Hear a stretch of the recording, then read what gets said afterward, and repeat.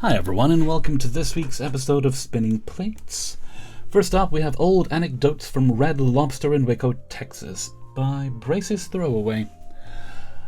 I always trot out these old stories, and I was reminded of them while looking at chives, so I thought I'd share. Tea. Don't mind if I do. Just about every single customer ordered iced tea or water with lemon. We were always pushed to get more add-ons, so we received a little psychic damage from every drink order. I had a 3-top with the kid who wanted milk, and the conversation went, "What would y'all like to drink?" "Milk." "You're having tea," says the mom. "But I want milk." "No, you're having tea." It hurt me to bring that poor, brittle-boned kid our shitty iced tea when he actually wanted to drink something healthy. I hope he doesn't have early onset osteoporosis. Prom. We were a big upscale destination for high school kids before prom. They'd order popcorn shrimp, pronouncing it shrimp for some reason. Kids today, I swear. And get water with lemon or tea, rarely. The guys wore cowboy hats, black Wranglers, cowboy boots, and big belt buckles. The girls had lovely prom dresses. We were all slammed all night. So were the girls afterwards, and made shit tips. Add-ons. They ran a contest to see who could get the most add-ons. Mark worked in smoking and always had the highest numbers because smokers were drinkers. I volunteered to take smoking with him and try to compete. I heard that guy pushing apps and key lime pies all the time. I heard him ask an old lady if she wanted to take dessert home to her cat. I was beating him until he ordered a whole fucking key lime pie for himself right before the contest ended. That's called cheating. Mark was kind of a dick, but I respect the hustle. Cheater, cheater, overeater. Chocolate shakes. I made myself a chocolate shake every now and then and poured all the Baileys and Kahlua I thought I could get away with into it. One time I made too much and left some in planning to come back and top up. One of the hostesses who had been there for decades was intrigued and took a taste of it. She didn't rat me out, but she did tell management people were stealing alcohol. Oh, don't do that. I dodged a bullet with that one, but I was still pissed. Gratting tables. We'd grat big tables, as you do.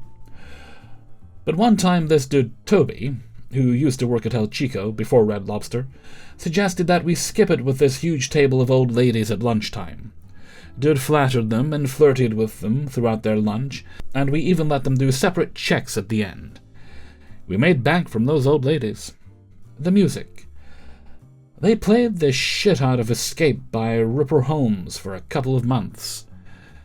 We'd pass each other singing along and laugh at the absurdity of it. That song is still a bop. Next up, Shafted after an 18-top private party by Austin Bennett Writer. I'm 2 weeks into my new serving and bartending job after being in retail for a year and a half. Awful, isn't it? Tonight's tale is mostly pretty chill. Private party, 16-top, prefix 4-course menu. Oysters, salad, family-style mains, and dessert. Resets after each course with a choice of Chardonnay or Pinot Noir by the bottle. We have a selection of signature cocktails and a full bar, so they were doing a mix of both and some sparkling wine for good measure. The party room is pretty big, so for the first hour they're standing and mingling, and I'm running around keeping drinks full. Oysters and shrimp cocktails come out, but they are untouched for almost an hour. Whatever, I'm not paying for it. Then they finally decide to sit down, and they're now 18? 2 more people have decided to show up, so I had to use a smaller 2-top to make room. Weird, but okay. Then they start in and completely ignore me. I'm standing behind the bar watching. I'll walk over and refill waters, and no one's really paying attention to me. That's why waitstaff should have cattle prods. I keep saying it, no one listens. The kitchen has already started making their updated 18-count salads. Another 30 minutes go by, and I'm trying to get someone's attention for the next course. I'm an old theater kid, so I know how to project my voice. And they still don't budge. Finally, someone asks me about the salads. They've been ready. May I clear these plates? I start taking the oyster plates and forks, and the other people aren't getting the hint. Some salads go down, and I grab the unfinished oyster platters off the table. Then someone else says they're not finished. I say fine, and leave them. Rinse and repeat after the salad course. Some of them are ready for their mains, and some aren't. I take what I can get and start resetting for their mains. New steak knives and forks and putting down new plates, except some people are still eating their salads. I refill wine. Now, after everything is said and done, I talk to the organizer about the bill. According to what my boss, the restaurant owner, manager, buyer, etc., said, that food was prepaid, and the only thing they were responsible for was the alcohol bill. Small four figures, instant confusion. The owner, manager, etc., has left for the night and won't answer her phone. That is what we call a dick move. They claim that the signature cocktails and bottles of wine are included. How they knew how much each one would order is beyond me. I move things over, and their bill magically goes down to $200. They tip me $40. There's a 20% tip included with the prefix part, so I'm not worried there. I moved the other ticket to an open table and saved it. So hopefully, my boss will charge them tomorrow with an extra 20%. Alright, story number 3, Parents Ordering for Their Teenagers. That sounds weird. By Decent Trash 7928. As a young adult, it is absolutely jaw-dropping how many teenagers I get that can't order their own food. I understand social anxiety, but if your 16-year-old can't even look my way or tell me what they want to drink without their parent ordering food for them, it's concerning. In general, it goes like follows. Hi, welcome, I'll be your server today, what can I get you? Parent orders their drink and I look at the teenager. Teenager doesn't even look my way. Oh, they'll have a sweet tea. I get the drinks and return to take their order. I work at a breakfast restaurant and we have a popular order most people get, but I need specifics as how they'd like their eggs or what kind of meat they would like. Parent orders their food, then begin ordering for their teenager. Oh, they'll have the breakfast special. I turn to the teen. How would you like your eggs done? Scrambled, over medium? Teen stays silent and gives a look to the parent. Do you want scrambled eggs or over medium? They whisper to the parent. Oh, they'll have scrambled eggs. Repeat this cycle until I have their complete order for breakfast, including the sides and your choice of pancakes or waffle with this particular meal. It's honestly heartbreaking to me. I understand social anxiety, but this is straight up crippling younger generations. A restaurant is probably one of the safest places to practice speaking to people in a work environment. My job as a server is to make sure my tables are comfortable and fed, not yell at them or give them a hard time while they order. What are these teenagers going to do, starve, if they can't even find a place to order at a dine-in restaurant? Learn to cook, maybe. Not everything can be done online. What happens if they have to call or schedule an appointment? Most things can be done online, actually. They can't always depend on their parents to speak for themselves. Do they have their parents tell the doctor what's wrong? You can actually book your doctor's appointment online. Because they can't even look the nurse in the eyes to tell them they have a stomachache. Well, they'd probably just die then. Story number 4. Marriage proposal rejected during dinner service. I'm evil because I hate public marriage proposals. This is by Twilight Voyager. We have a nice couple of regulars who dine in with us 2 or 3 times per month. They're both in their 40s and charming and pleasant. They tend to be adventurous with their ordering and always leave a generous gratuity. Yesterday afternoon, about an hour before service began, the boyfriend showed up to make a reservation for 3 people. He announced to us that he would be proposing to her that night. He gave us the actual engagement ring and asked us to hide it in a creme brulee. That sounds messy. I was hesitant because I was worried she might chip a tooth, but I agreed to do it. When they showed up, the third member of the party was the girlfriend's 7 to 9-year-old son, presumably from a former relationship. Although the son was a bit quiet and withdrawn, the couple seemed fine as usual. The staff and I waited eagerly after delivering her creme brulee at the end of the meal. When she found the ring, she pulled it out and cleaned it off with her linen and water, and he went down on one knee to propose. Immediately the expression on her face went dark, and the air in the room turned tense. The whole dining room was watching and waiting for her approval so they could cheer and applaud. You can still do that when they say no. She responded to him in a calm but serious manner. He slowly got back into his seat with an expression of shock slowly growing on his face. Oh, come on, buddy. The fact that you did it in public and brought the son along for extra manipulation wasn't that much of a shock. If you thought you'd get an answer in private, you'd have done it in private.